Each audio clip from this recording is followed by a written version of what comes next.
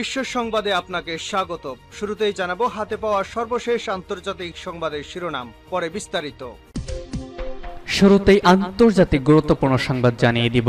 মুখোমুখি Iran Israel, পরীক্ষার মুখে মার্কিন সামরিক কৌশল। এরপর থাকবে ইরানের প্রেসিডেন্ট নির্বাচন আগামী 28 জুন। আরও থাকবে ইসরায়েলি হামলায় হিজবুল্লাহর কমান্ডার নিহত।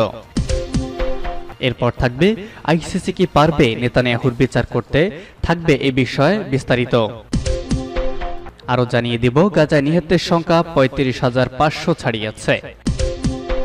এবং সর্বশেষ থাকবে ভারতের কাশ্মীরে বন্দুকধারীদের হামলা, নিহত সাবেক বিজেপি নেতা। মুখোমুখি ইরান ইসরায়েল, পরীক্ষার মুখে মার্কিন সামরিক কৌশল। ইরানের বড় আকারের ক্ষেপণাস্ত্র ও ড্রোন হামলা ঠেকাতে ইসরায়েলকে সহযোগিতা করা যুক্তরাষ্ট্রের একটি বড় সামরিক সাফল্য। এটি ইঙ্গিত দিতে পারে যে ইরান ও ইসরায়েল ছায়াযুদ্ধ থেকে বেরিয়ে এসে সরাসরি মুখোমুখি অবস্থান নেওয়ার ফলে আগামীতে যাই ঘটুক না কেন ওয়াশিংটনের মুখে খুব ভালো প্রস্তুতি রয়েছে। কিন্তু বর্তমান ও সাবেক মার্কিন কর্মকর্তারা বলছেন, মধ্যপ্রাচ্যে বড় ধরনের ও দীর্ঘমেয়াদী সংঘাতের জন্য প্রস্তুত নয় যুক্তরাষ্ট্রের সেনাবাহিনী। সংকট আরও তীব্র হলে পেন্টাগনকে হয়তো অঞ্চলটিতে নিজেদের সামরিক প্রয়োজনীয়তার বিষয়টি পুনর্বিবেচনা করা লাগবে। ব্রিটিশ বার্তা সংস্থা রয়টার্সের এক প্রতিবেদনে এসব তথ্য উঠে এসেছে। ট্রাম্প প্রশাসনের আমলে দায়িত্ব পালন করা সাবেক মধ্যপ্রাচ্য বিষয়ক উপসহকারী প্রতিরক্ষা সচিব মাইকেল মুলরয় বলেছেন, যদি ইরান ও ইসরায়েলের মধ্যে সরাসরি যুদ্ধ হয় আর আমরা ইসরায়েলিদের সমর্থন দিতে চাই, তাহলে সেটির জন্য প্রয়োজনীয় সব বাহিনী রয়েছে বলে আমার মনে হয় না। অবশ্য তেহরান ইঙ্গিত দিয়েছে শুক্রবার ইসরায়েলি হামলার জবাব দেওয়ার কোনো পরিকল্পনা তাদের নেই। গত কয়েকদিনের পাল্টাপাল্টি হামলা মধ্যপ্রাচ্যে একটি আঞ্চলিক যুদ্ধের আশঙ্কা বাড়িয়েছে, যে যুদ্ধ প্রতিহত করতে চাইছে যুক্তরাষ্ট্র। ইরানের প্রেসিডেন্ট নির্বাচন 28 জুন। আগামী 28 জুন ইরানে আগাম প্রেসিডেন্ট নির্বাচন অনুষ্ঠিত হবে। গতকাল বিচার বিভাগীয় নির্বাহী ও আইনসভা কর্তৃপক্ষের প্রধানদের বৈঠকে প্রেসিডেন্ট নির্বাচনের তারিখ ঘোষণা করা হয়।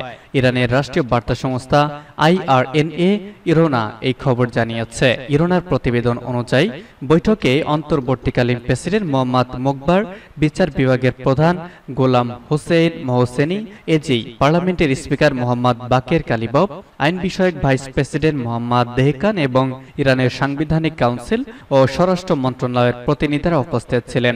বৈঠকে সিদ্ধান্ত হয় আগামী 30 মে থেকে 3 জুন পর্যন্ত প্রেসিডেন্ট প্রার্থীদের নিবন্ধন করা হবে আর প্রচার প্রচারণা চলবে 12 থেকে 27 জুন। সব ঠিক থাকলে 28 জুনই হবে দেশটির 14তম প্রেসিডেন্ট নির্বাচন। এদিকে পূর্ব আজারবাইজান প্রদেশের সীমান্তবর্তী এলাকায় বাঁধ উদ্বোধন শেষে ফেরার পথে হেলিকপ্টার বিধ্বস্ত হয়ে নিহত হন ইরানের প্রেসিডেন্ট ইব্রাহিম রাইসি। এ সময় তার সাথে নিহত হন দেশটির পররাষ্ট্রমন্ত্রী হুসেইন আমির আবদুল্লাহিয়ান সহ কয়েকজন জ্যেষ্ঠ কর্মকর্তাও। ইসরায়েলি হামলায় হিজবুল্লাহর কমান্ডার নিহত। ইসরায়েলি হামলায় হিজবুল্লাহর এক কমান্ডার নিহত হয়েছে। দক্ষিণ লেবাননের টায়ার এলাকায় তাকে হত্যা করা হয়েছে। আজ টাইমস অফ ইসরায়েলে এক প্রতিবেদনে এই তথ্য জানানো হয়েছে। গতকাল ইসরায়েলি প্রতিরক্ষা বাহিনী জানায়, দক্ষিণ লেবাননে হিজবুল্লাহর রকেট ও ক্ষেপণাস্ত্র ইউনিটের কমান্ডার কাসেম সাকলাউইকে লক্ষ্য করে একটি ড্রোন হামলা করা হয়েছে, তিনি নিহত হয়েছেন। এ বিষয়ে হিজবুল্লাহ জানিয়েছে, সাকলাউইকে জেরুজালেমের রাস্তায় হত্যা করা হয়েছে, তবে তারা সাকলাউইকে কমান্ডার হিসেবে উল্লেখ করেনি। আইসিসি কি পারবে নেতানিয়াহুর বিচার করতে?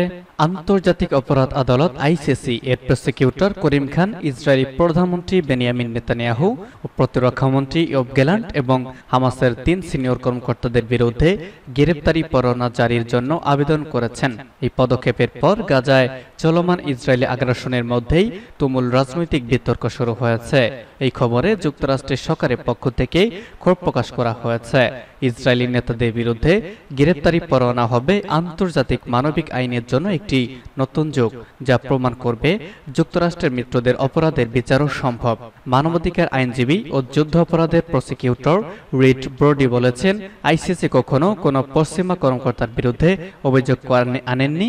এখন পর্যন্ত আন্তর্জাতিক বিচারের এই হাতিয়ারকে শত্রু ও নিজেদের বলয়ের বাইরের নেতাদের বিরুদ্ধে ব্যবহার করা হয়েছে।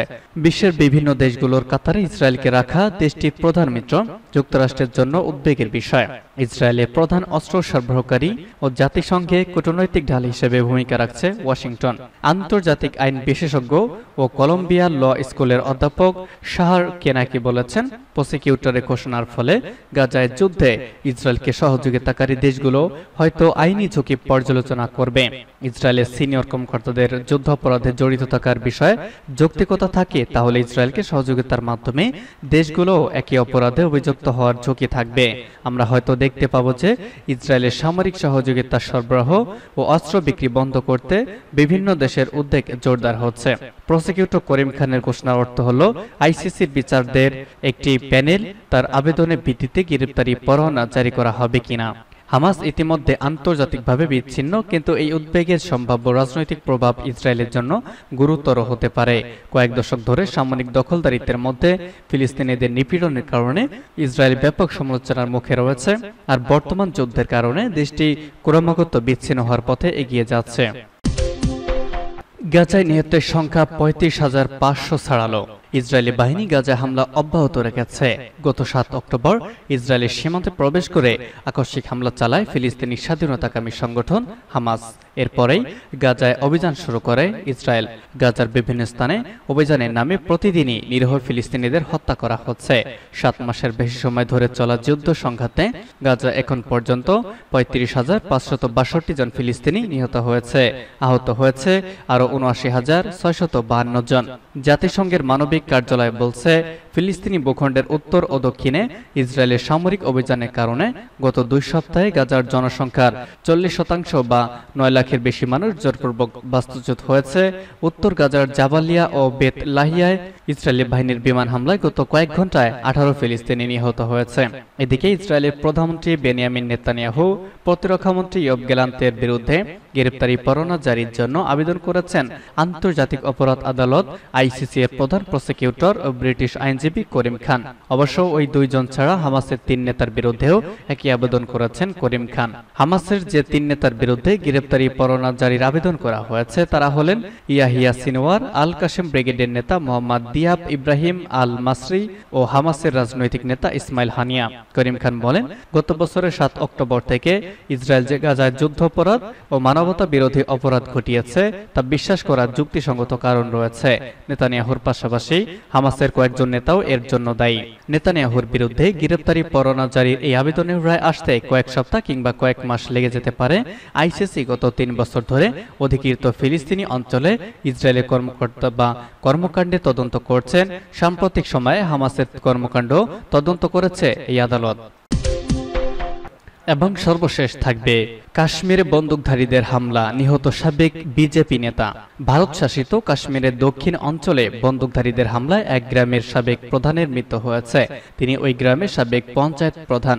প্রধানমন্ত্রী নরেন্দ্র মোদীর ভারতীয় জনতা পার্টি বিজেপি সদস্য ছিলেন আইজাজ আহমেদ শেখ।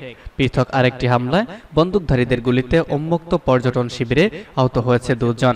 আইজাজ আহমেদ শেখের বাড়ির ভিতরে গিয়ে হামলা চালায় বন্দুকধারীরা। ভারতের সংসদ নির্বাচনের মধ্যে এমন হামলার ঘটনায় উত্তেজনা তৈরি হয়েছে। 2টি হামলাই হয়েছে দক্ষিণ কাশ্মীরে।